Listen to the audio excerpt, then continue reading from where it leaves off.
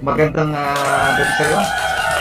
Magandang gabi din po. Maraming salamat po sa pagbibita po sa akin dito. Thanks so much po. Yan. At first, congratulations sa bago mong single na release Yes po. last Wednesday, which is Rockstar. Yes po. Congratulations na ko. Tuwang-tuwa yung mga kabarangay natin sa song na ito. Ano masasabi mo sa mga supporters mo?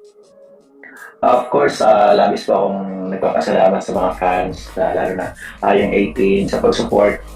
And thank you so much dahil every time na may nilalabas ang bagong kanta, na-appreciate ko palagi. Kaya maraming salamat sa inyo lahat.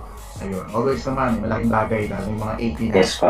anong naging influence mo rito o kaya naman yung inspiration mo sa song na ito? Sa kantang ito po, yung inspiration ko talaga dito yung mga panahong ano po, kumbaga down and down ako. And I realized na parang wala pa akong time na maging wala nang time sa parang maging disappointed pa sa sarili ko. Okay. Kaya yung sabi sa kantang to, like parang pick up your mic. So yun po yung parang yung mic ko kasi yung parang nag-drive sa akin para sa passion ko, aside from sa mga fans namin. So it talks about myself being confident sa lahat ng bagay. Kasi as an artist po, pag nasa stage pa ako, it feels like parang may sariling mundo ako. So kumbaga whatever, kahit ano masabihin ng tao sa'yo, just be yourself, be true to yourself. Correct. And feel like a real rockstar. Yun po, parang damin mo lang pagiging rockstar na nasa loob mo. Sabi ba natin Felip na ito talaga yung pinaka-paborito mong kasi sinabi mo, itatanong ko dapat sa'yo yung paborito mong live song na ito. So, nasagot mo. Yes. So, yun talaga yung talagang first na Yes. isip mo. Yes po. Yes po, yun po yan. Why rockstar? So, ano bang ibig sabihin sa'yo na rockstar? Kasi ako pag narinig ko yung salitang rockstar o rockstar, parang pumapasok sa talagang parang heavy, gano'n eh. So iba, ano bang explanation, ano ba yung ibig sabihin sa'yo ng rockstar? Siguro may sariling definition for that word. Yes po. Para sa akin po yung pagiging rockstar po is all about kumbaga yung attitude. Hindi ko po siya tinitingnan as a literal na, kumbaga makikita mo na rockstar ka talaga the way you behave and the way you dress. It's all about like an attitude, the confidence that you have. Parang yun po yung sariling definition ko, to me personally, yun po yung sariling definition ko po ng rockstar. Okay. Baga, parang di ko siya madaling ma-explain pero may sariling, kumbaga lahat naman ng tao may sariling di ba? May sariling aura pagdating sa for example, pag nagpe-perform ka, ganun.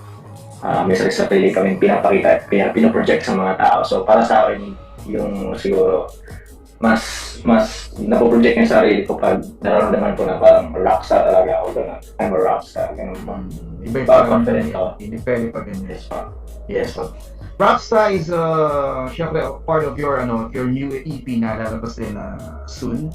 So can you tell us more about this EP at balita namin Felip, na yung title ng EP na to ay Calm and then Flex. So Yes po. bakit complex?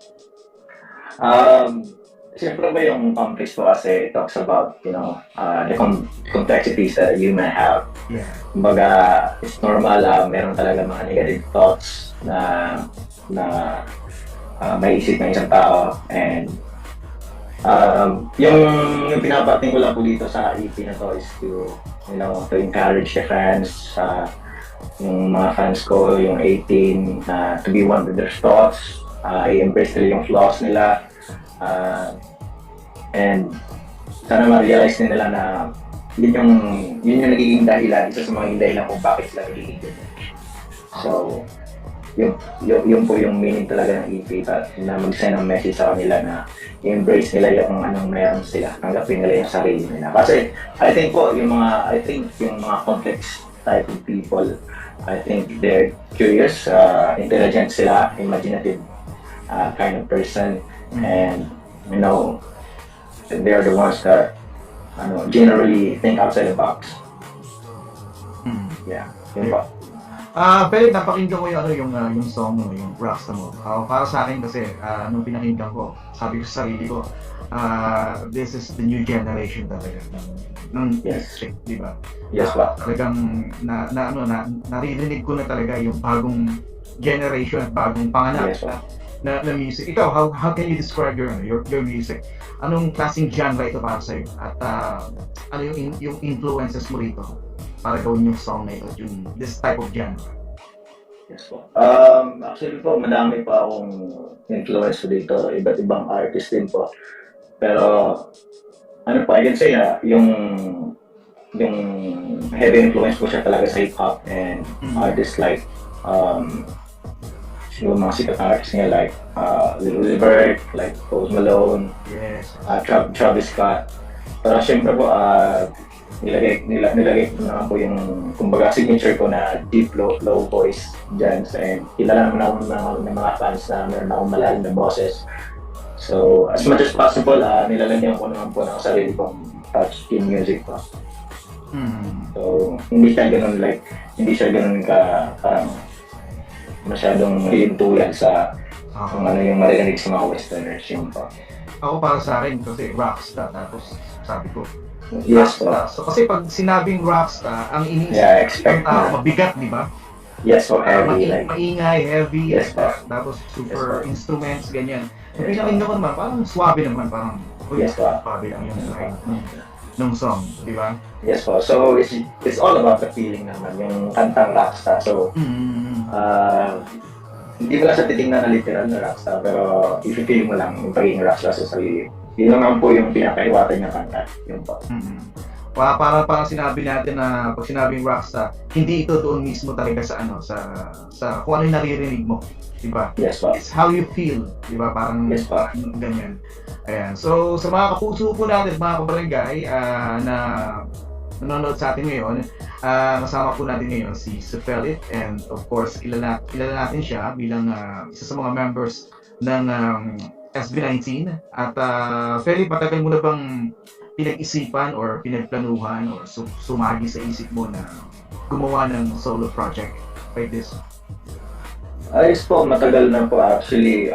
Yung isa din po yung fans namin na nag-encourage sa amin na gumawa ng mga solo projects namin, and I think magandang din po yun, magandang way din po yun para ma-express talaga namin kung ano yung totoong nararamdaman namin, kasi as an artist, syempre kailangan namin maging maingat, diba, sa mga bagay-bagay lalo na sa social media ngayon. So hindi namin masyadong nasasabi talaga yung totoong dinamdam namin. So kumbaga ito yung way para masabi, yung paggawa ng kanta yung way para masabi kung ano yung totoong nararamdaman namin throughout music. Yeah. Alam mo, hindi ko alam yan na ito palang mga followers ninyo and fans ninyo, sila pa mismo pala yung nag-encourage sa na why don't you try to make a solo, di ba? Parang try mag-solo. Kasi iba yung mga speculations ng ibang tao na kapag nasa grupo ka at gumawa ka ng isang project which is like this, na parang nag-solo ka, di ba? Sila parang disband na kayo, na kayo, di ba? Ikaw, Philip, ano nakikita mong advantage dito or at disadvantage sa pagsasolo? Sa tingin ko po, yung unahin ko po yung sinabi nyo na yung take ng fans, no? Of course, naintindihan ko naman po yun na gano'n yung ibang pagtanggap ng fans na pag nag-release ng solo, sasabihin niya na wala na. Parang wala na, na-disband na. So, hindi po siya gano'n. Kumbaga, ginagawa lang po namin ito para kumbaga, ito yung isa dito sa mga klase ng tunog, isa dito sa klase ng kanta na gusto namin gawin individually. And I'm sure na isa-isa sa amin may sarili-sariling preference pagdating sa music. So, ito yung gusto kong music, and ganitong type of sound na gusto kong gawin para ma-express yung totoong nararamdaman ko. And Yeah, I think sa pag solo projects, I think ito mas nagiging better ako every day. Kumbaga, it's a challenge for me. It's a big wall that I have to, that I have to Mas tear na-explore mo down. yung sarili mo. Di ba? Yes po, mas na-explore yung sarili ko. And, kumbaga, nalalagpasan ko yung limits ko. Okay. Yun po. Mas naging creative ako sa ibang bagay. And mas nakikilala ko yung sarili ko. Oh, kaya ko palang gawin to. Yes, totoo yan. So, nakaka-discover ako ng mga bagong bagay kung bagay na hindi ko alam na kaya ko palang gawin. So, it's fun. Kasi pag masaya din po ako sa ginagawa ko, it's fun. Yun po, importante. Mismo yan. Alam mo, yun dapat ang maintindihan ng mga 18, di ba? At ng mga supporters ninyo. Of course, hindi ko mawala yung SB19. That I assure you, 18. Hindi ko mawala yung SB19. Ayan ha, malinaw sa inyo, 18 ha, hindi mawawala ang SB19. Alam nyo, Yes. dapat, you should be thankful, di ba? Kasi nakikita nyo yung bawat miyembro na gumagalaw sa gusto nilang galawan, di ba? Yes, Sa circle, para ma-explore nila yung sarili. And then, para sa inyo, nalalaman ninyo kung ano pa ba yung kayang gawin ng iniidolo ninyo. Diba? Yes. So, ako, for me talaga, okay yung ganyan. Yung talagang gawin natin yung gusto natin. And then, Yes. pag grupo tayo. And then, Yes. diba? So, Kumaga, siguro, for sure, hindi lang naman ako yung ganitong project. Of course, yung mga members panigurado, meron din po yan sila. yes. Hindi lang natin alam, hindi ko alam, pero I know na meron silang sariling gustong kanta na gusto nila gawin. So, ayun, para mag-evolve yung isang tao, kailangan din talaga nila mag-explore. Kumbaga, you do things na hindi ka comfortable. Kumbaga, lalabas yung sarili mong box. Ako pwede ko na lang sabihin ngayon na parang SB19 kayo na yung bumasag doon sa mga paniniwala na hindi porket nagsosolo ang isang miyembro at lumabas sa isang grupo na-disband na yung grupo. Hindi, parang okay, di ba? Parang SB19 na yung example for that, di ba? Yes. Kaya, Naintindihan ko po yung ganun mga bagay. And gusto ko lang po sila i-assure na hindi po kami mag-disband. Kahit po may mga solo pa kami, gusto lang po namin na-explore yung sarili namin. Gusto po namin maging better. Gusto po namin maka-discover pa ng mga bagay na pwede namin gamitin na makatulong sa grupo in the future. So, ano lang, 18, kalma lang. Kalma lang, oo, kayong kabali. Masyado rin nakakabali. At meron ka pa bang next na niluluto or project or binabala after this Rockstar? Definitely po, para po Tuloy ba ito? Ano, Balik? Yes po, tuloy-tuloy naman po ito. And kung gusto niyo po maging sa lahat po ng nakikinig niyo, gusto niyo po maging updated, pwede niyo po i-check yung social accounts ko po sa @Philip Superior sa lahat po ng social media po para maging updated po sila sa kung ano po yung lahat ng ganap ko in the future. Ayun. Yes po. Pwede bang malaman yung reaction ng mga kagrupo mo na paano kanila sobrang sinusuportahan for this? Of course, masaya naman po sila. Actually, nagkaroon ako ng birthday, diba? So, in-invite ko sila. In-invite ko din yung mga friends ko na gumagawa din ng music nila. And, pinarinig ko yung kanta ko sa kanila and they were so hyped about it and they said that it's good.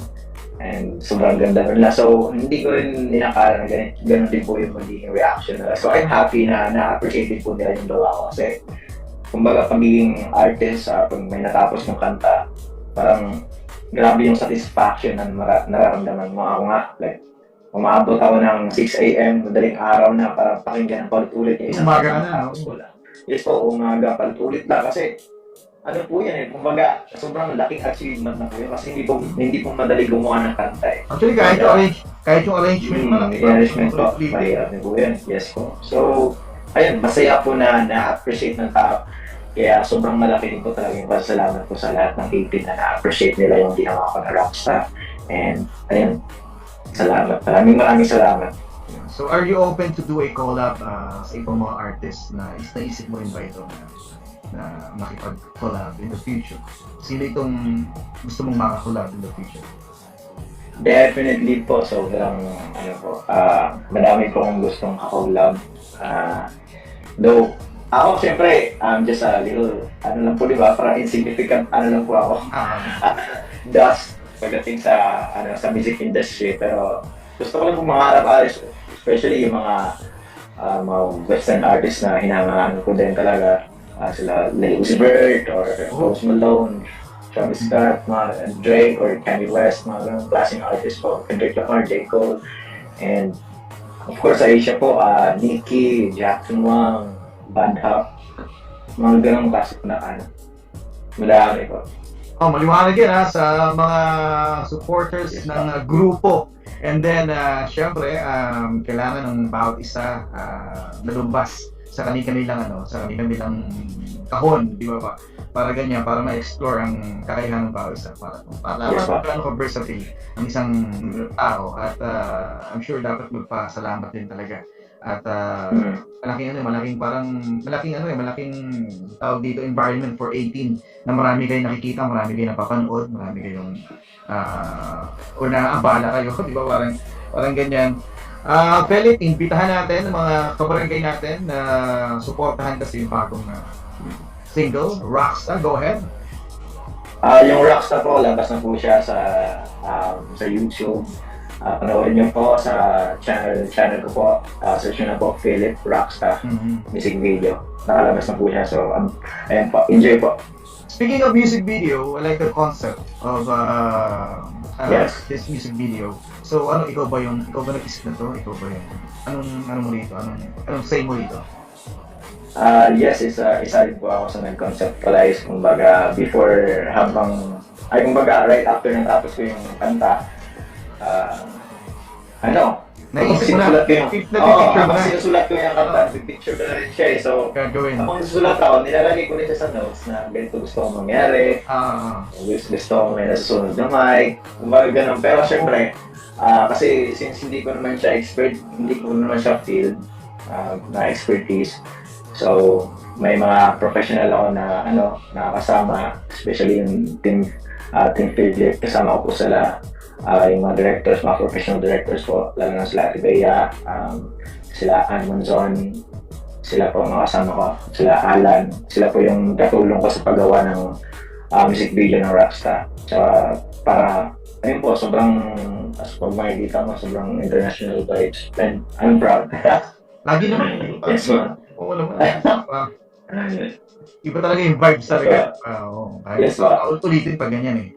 Yun, but anyway, maraming salamat, and I'm sure alam naman ng mga followers kung saan ka hahanapin para maging updated sila sa mga nangyayari sa'yo. And then, walang dapat ipangamba. Last message po para sa kanila at sa mga nanonood sa atin.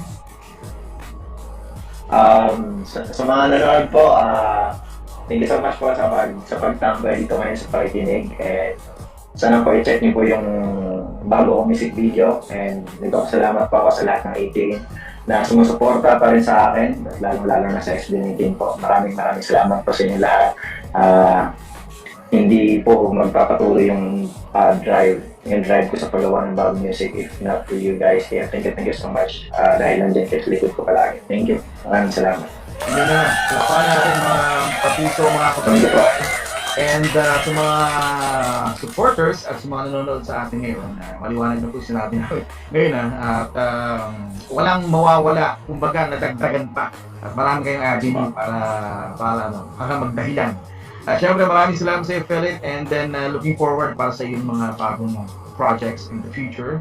At and of course, regards sa grupo, parang tagal na yata nung na-interview ko yung grupo ninyo. Yes, pa. Thank you so much. At sa mga kapuso po natin, mga kabarangay natin, ito po ang Pasikatan Online. Baka next week kung sino makakasama at makakapilit natin.